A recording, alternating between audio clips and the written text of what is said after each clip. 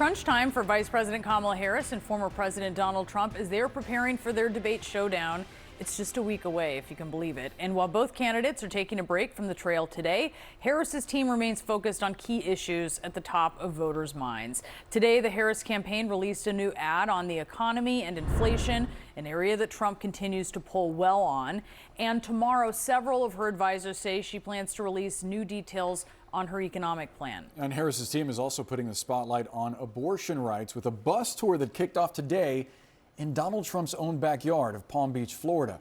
Let's discuss with CNN political director David Chalian and CNN national politics correspondent Eva McKend, along with CNN reporter Elena Train. Thank you all for being with us. Eva, talk to us about this bus tour. How many stops and where's it going? So it kicked off today in Palm Beach County, notable because that is the former president's backyard. And what that illustrates is that Democrats are feeling particularly bullish on this issue, to begin it in Florida, which has been a red state for a long time, where Democrats have suffered a lot of political heartbreak cycle after cycle. I was listening to Debbie Murkicell Powell. She's a former congresswoman who's running for Senate down there, and she told a crowd today on the bus tour, Florida is very much still in play. There's also a lot of momentum around Amendment 4 that would end restrictions to abortion access prior to viability. We saw the former president sort of get caught up in this and how to answer for this, but what we're seeing that become is a really galvanizing issue for Democrats in that state, and why they started the tour there. In total, they're going to do 50 stops. They're going to deploy celebrities and surrogates all across the country on this tour as they try to advance this message. David, can you talk to us a little bit about this strategy in Florida, what they're trying to do there and beyond, with obviously the backdrop that Eva has laid out, which is there is this vote on this referendum. It's a 6-week ban. A lot of Americans think that that is just too strict. It would move it well beyond 20 weeks instead. As you mentioned, Trump got caught up in that. What is the appeal there and beyond Florida? Well, certainly the backdrop because of the 6-week ban, one of the most extreme in the country. There's no doubt about that. But listen, Democrats want to go rev up their base on this issue anywhere that base exists. Is Florida a battleground state in this election? It is not. Just look at how the candidates are being deployed to spend their time, one of the most important resources on a campaign, and their money in dollars in advertising on television. Florida is not where we're seeing that, right? There are 7 battleground states where this election is going to be decided.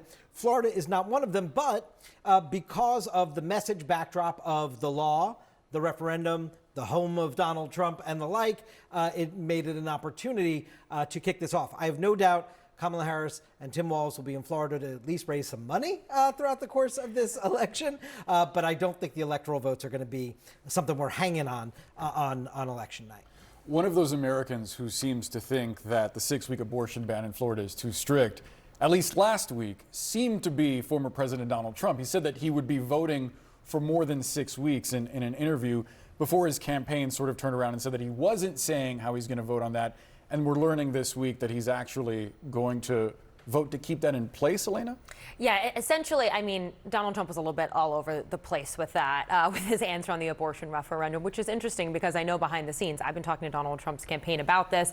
They have been talking behind the scenes about how Donald Trump would address the issue, how he would vote for the Florida abortion referendum. So they knew it was coming, and still Donald Trump kind of went back and forth on this issue. At first, he did say that he thought the 6-week abortion ban was too strict. He later said that he would actually be voting against the referendum, which would remove and change Florida's laws as they currently stand. But look, I think the big picture here, to take a step back, is that this is an issue that Donald Trump continues to struggle with. And I think the timing of it is really interesting and honestly helpful to the Harris campaign for when they hit the debate stage next week in Pennsylvania, because this is, of course, an issue, as Eva pointed out, that has been really strong for Democrats. They want to make it a priority in this election. Donald Trump, for his part, has really tried to kind of straddle the line on it, to say, take credit for stacking the Supreme Court with 3 conservative justices that overturned Roe versus Wade, while also telling people you need to think about elections. You need to win elections. And he knows the politics is not necessarily on his side, with so much of America very much being in favor of more abortion rights. And so this is an issue we're going to keep seeing. And one other thing to keep in mind, and I know this is a key concern for the Trump campaign as well, is that this plays into the widening gender gap that we're seeing right now, particularly with Harris now at the top of the ticket. We're seeing more female voters say that they want to go with Harris. And so that's also playing out behind the scenes on all of this. The Harris campaign's reproduction rights tour is in Florida today. And it's to bring attention to Amendment 4. This is a proposed Florida state constitutional amendment. You just heard Elena reference it there, that would overturn the ban on abortions after 6 weeks. It would guarantee rights to an abortion through the first trimester. It's something that Harris's rival and Florida resident Donald Trump has expressed support for. Well, I think the 6 week is too short. It has to be more time, and so and I've told them that I want more weeks. So you'll vote in favor of the amendment? I am going to be voting that we need more than 6 weeks. Are you voting yes or no on Amendment 4 in Florida? So I think 6 weeks, you need more time than 6 weeks. I've disagreed with that right from the early primaries. When I heard about it, I disagreed with it. At the same time, the Democrats are radical because the 9 months is just a ridiculous situation where you can do an abortion in the 9th month. So I'll be voting no for that reason. All right, joining us now is Mitch Perry. He is the senior reporter for the Florida Phoenix. Mitch, welcome. So good to have you. Let's start with what you can share with us based on your reporting about how Trump's comments, the waffling, how's it being received there by Republicans in Florida as they actively work to try to get this measure passed? Yeah, especially pro-life Republicans, they weren't happy. And I saw people on social media commenting on it and saying overall, look, we're still going to support the president. He's better than Kamala Harris on this issue. But it did not help. And, you saw the Trump campaign had to play cleanup on this twice. After the comments came out last Thursday on Fox News, he came out with a statement, or his press person did, saying that he hasn't said for sure that he is going to vote for Amendment 4. And then the next day, as you saw, he came out completely against it, even though he continues to say 6 weeks is too short. Florida did have, up until 2 years ago, never had limitations roughly on this. Then they passed a 15-week law in 2022, and then came back in 2023 with the 6-week law, which did not go into effect until a few months ago because of court challenges. Yeah, and I mean, to that point, Mitch, I mean, how much do you think Florida voters know that this new rule is in effect as of May 1st and that it's actually on the ballot again in November? Yeah, absolutely. We've talked to providers here and people who help women who need funding, helping for abortions. And they've told me, because they deal with a lot of young women who don't really follow the news that closely, as we all do here. And a lot of them were saying that they had no idea, actually. They weren't paying that close of attention to the fact that this 6-week law is now the law of the land here in Florida. Again, it only went into effect on May 1st. And, Florida had been a place since the other crackdowns of abortion, a lot in the South, right, where there's complete bans. So some of these groups were helping fund people to come down to Florida, actually, and get an abortion, which had been legal up until 15 weeks until a few months ago. Now it's down to 6 weeks. It's very strong. And it's, now we're dealing with this whole debate, this amendment, which is going to be fascinating to see. It needs to get 60% to pass, which is not going to be easy. Polls show consistently getting support well over 50%, but in between, some polls show it does get over 60%, some show it does not. Oh, interesting. So this may really come down to wait and see sort of how the voters decide. It's not really clear, it sounds like.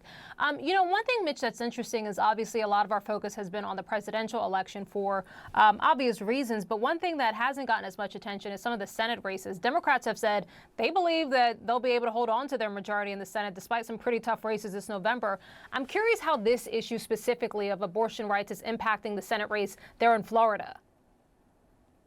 Right. We have Debbie Mukersel-Powell, who was a former congresswoman from South Florida, challenging incumbent Rick Scott. And she's actually doing better than I think some people think in the polls. Still down in most polls between 3 to 5 to 6%. And she hasn't really gotten a lot of support from the national groups in Washington. They see this as one of those races they don't really expect to win, the Democrats do. But Debbie Mukersel-Powell has made abortion rights front and center from the very beginning of this campaign for her. It's interesting because with the state now becoming much more red in the last few years, roughly 1 million more registered Republicans and Democrats, the folks who are supporting the abortion rights amendment know they can't rely strictly on Democrats to pass this, right? So they're being very strictly neutral and not trying to get partisan. But Democrats, like Debbie Mukersel-Powell, are fighting hard into this, leading into this, trying to get Republicans who maybe would vote the party line, not only to support Amendment 4, but to support her because, in fact, she is going to be much better, in her opinion, on reproductive rights than Rick Scott would be. Mitch, it's interesting. We have an international audience, and I'm curious. I just heard you say there and point out that the state's become more red in recent years. Talk to me a little bit about the demographics of the state and talk to me about the changing demographics. You think about COVID, how many people moved into Florida, just some of the changes we've seen there. Yeah, well, think about this. When Rick Scott ran for re-election, ran for election for the first time for Senate 6 years ago, he barely, narrowly defeated incumbent Democrat Bill Nelson by, I believe, 30,000 votes, right? It was a recount. It was so close, as was Ron DeSantis defeating Andrew Gillum that year. Flash forward 6 years, that's when Democrats had about a 200,000 voter advantage lead. Then it's every month since then, every year since then, more Republicans have come into the state. You mentioned COVID. COVID had a lot to do with that. We saw people leaving states like Illinois, New York, coming to places like Florida. So there's been a real seismic change in our politics here, from being the quintessential swing state for so many election cycles to this year we are not. This is a big deal for the folks in Palm Beach County to have this event with Senator Amy Klobuchar being a top surrogate for the Harris-Kurtz campaign today, because in fact they have it is not on the radar like it has been for so many election cycles. So this is red state, as it were, right now. Democrats are really hoping with this amendment maybe to get more Republicans to switch over to them and help them on those down ballot races.